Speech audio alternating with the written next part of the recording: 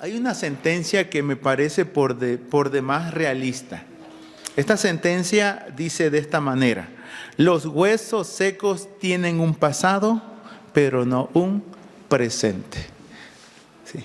Los huesos secos tienen un pasado, pero no un presente.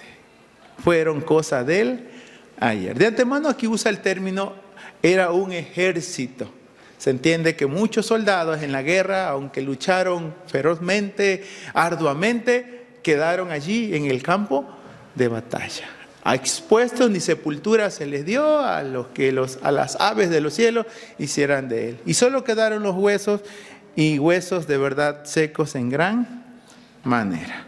Pero vamos a tomar en cuenta si de esta frase, sí, ciertamente los huesos secos tienen un pasado, pero no un presente. Ahora, ¿qué es lo que nos está expresando o manifestando este relato de la palabra de nuestro Dios? Es decir, Dios traerá vida aun cuando esos huesos están secos. Muchos han hecho una relación entre la resurrección y o restauración. Algunos coinciden y dicen que mayormente este texto está hablando acerca de la restauración de Israel como nación. ¿Sí? Y ciertamente se coincide debido a que el contexto, que es amplio y prolongado, que es todo el capítulo número 36 de Ezequiel, nos habla, y como pueden observar allí, solamente restauración futura de Israel. Así se presenta en el capítulo número 36. Y quiero dar lectura, hermanos, expresamente a los verso 24 al 26, de que sí se habla de la restauración de Israel como nación. Y el texto dice así: en el contexto de cautiverio, donde creen que ellos no hay más que esperar, ya todo está perdido, como así lo pensaban, y Dios sí lo supo, estamos totalmente destruidos. Destruidos porque ya no hay poder militar, no hay poder espiritual, no hay poder físico. En un sentido de decir, ahora sí que no hay quien nos ayude, quien nos saque de esta triste condición, de esta triste realidad. Y es ahí donde se hará de manifiesto una vez más la palabra, y donde se coincide que sí habla de la restauración de Israel. Acompáñenme en el capítulo 36, verso 24 al 26. Como reitero, todo este capítulo habla de la restauración, pero específicamente se dice aquí: y yo os tomaré de las naciones, os recogeré de todos los países y os traeré a vuestro país. Esparciré sobre vosotros agua limpia y seréis purificados de todas vuestras impurezas. De todos vuestros ídolos os limpiaré. Os daré un corazón nuevo y pondré un espíritu nuevo dentro de vosotros.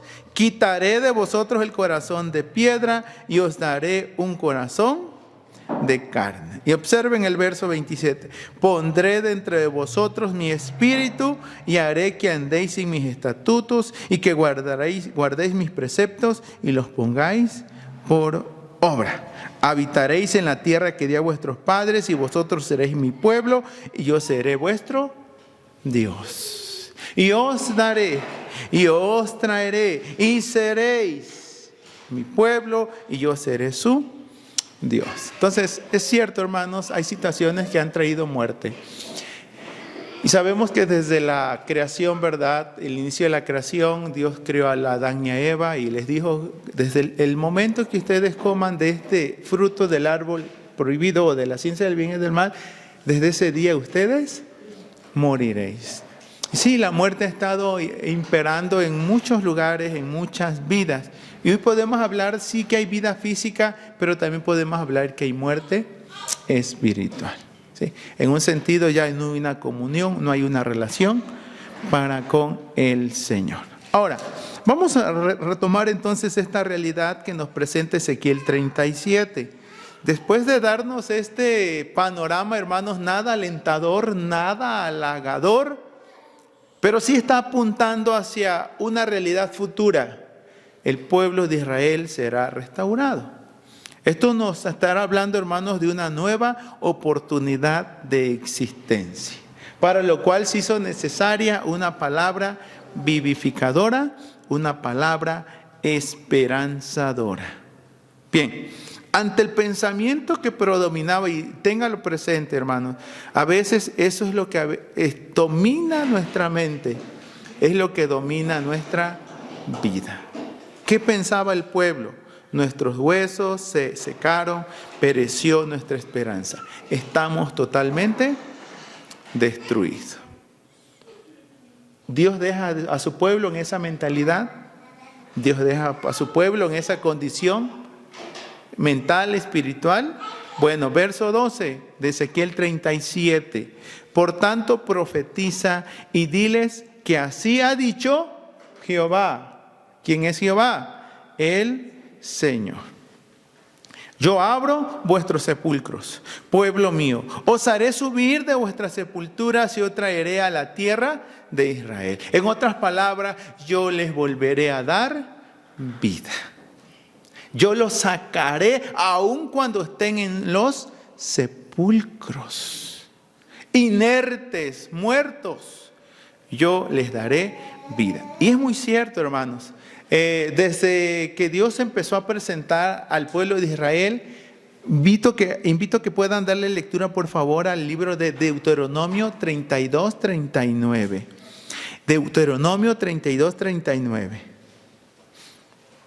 ¿Qué dice el texto allí? Vean esa expresión, hermanos, vean.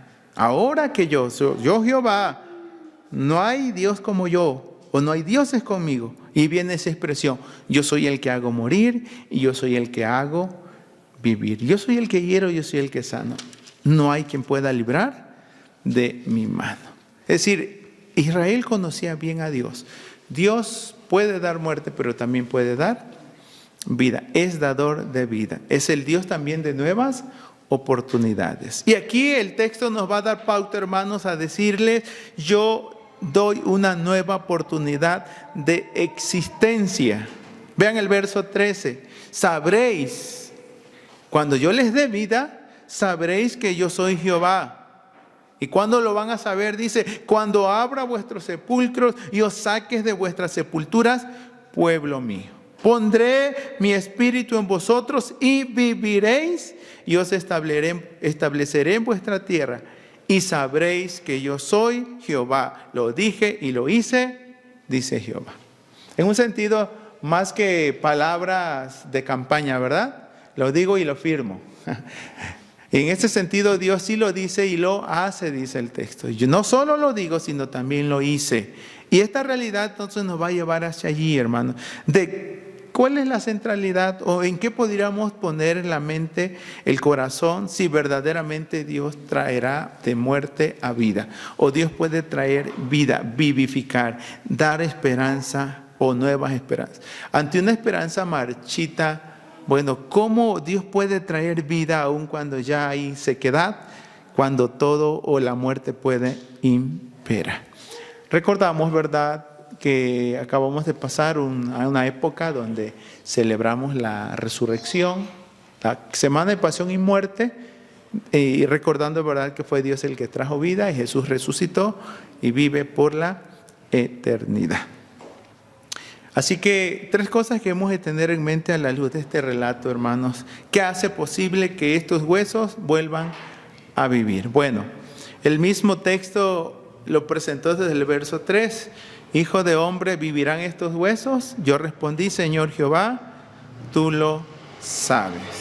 Y algo que tenía que tomar en cuenta, la realidad que nos va a presentar el texto, hermanos, tiene que ver en cada uno de ellos, no lo que Ezequiel pudo haber hecho, sino lo que Dios le dijo que iba a hacer. Entonces tenemos que tomar en cuenta el poder de Dios. Tenemos que tomar en cuenta que aquí está la persona de Dios o la presencia de Dios y aquí está el Espíritu de Dios como tal. ¿Sí? Entonces, Dios conoce lo que pasa y vive en el pueblo. En algún momento quizás nosotros como Israel, situaciones de vida nos han puesto en esta condición. Y decimos, ¿cómo voy a salir de esta? ¿Qué será de mí? ¿Podré librarla? ¿Podré superarla? ¿O realmente aquí me voy a quedar? Ya me doy por vencido, ¿verdad? El texto bíblico nos lleva hacia allá, hermanos, hacia que nuestras esperanzas sean renovadas, nuestras fuerzas, nuestra capacidad, nuestra confianza, nuestra fe, debido a lo que Dios está haciendo y lo que Dios va a hacer. Bueno, el mismo texto dice, hermanos, tenemos que escuchar lo que Dios dice. Y dejemos de estar escuchando aquellas cosas que en lugar de alentarnos nos hacen desfallecer. Es decir, ¿qué es lo que debe imperar en nuestra mente y en nuestro corazón, aún en situaciones que parecieran ser imposibles? Bueno, el pueblo de Israel, hermanos, llegó a creer y pensar que ya estaban fritos, ya no había más que hacer. Vean cómo lo definieron, reitero esa expresión, ¿verdad? Pereció nuestra esperanza, estamos totalmente destruidos. Ahora, Dios va a obrar, Dios va a actuar, es lo que presenta este pasaje de la Escritura. Observen, verso 13, sabrán, a través de mi actuar, sabrán que yo soy Jehová. ¿Sí? Sabrán que yo soy Jehová. Conoceremos el poder de Dios. Y cuando esto acontezca y suceda, dice el verso número 14 al final, sabréis que yo Jehová. ¿Sí? Allí nos conoceremos la persona, la presencia de Dios. Lo dije, lo hice, dice Jehová. Sabemos que es Dios el que trae vida y vida en abundancia.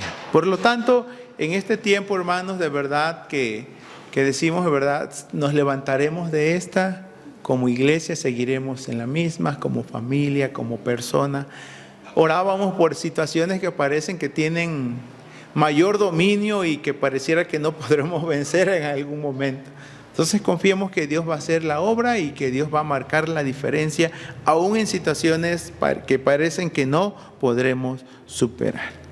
Pero bueno, yo creo que, hermanos, a la luz de este relato bíblico, que lo mismo que a Ezequiel se le dijo, tenemos que seguir hablando de la palabra de Dios, ¿sí? Porque desde el mismo texto dice, oíd palabra de Jehová.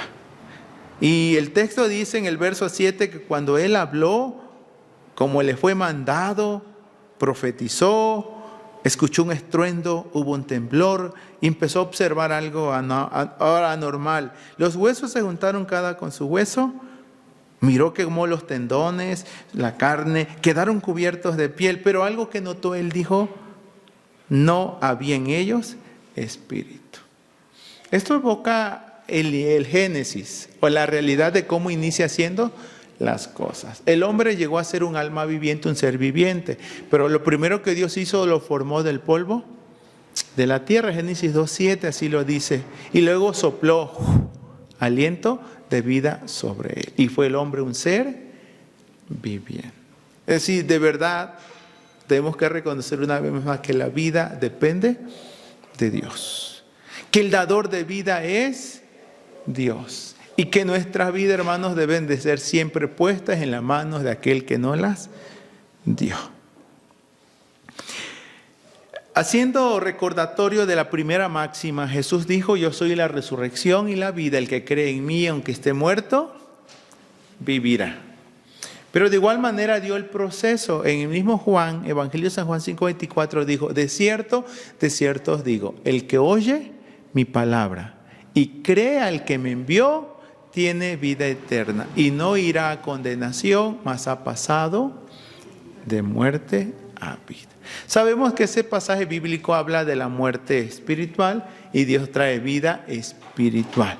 Pero de igual manera, en el desarrollo de Juan 5 va a decir luego que hablará de la muerte física, pero también hablará de la vida eterna. Los que están en los sepulcros oirán la voz de Dios, y los que hicieron lo bueno saldrán a resurrección de vida, y los que hicieron lo malo saldrán a resurrección de muerte o a condenación eterna.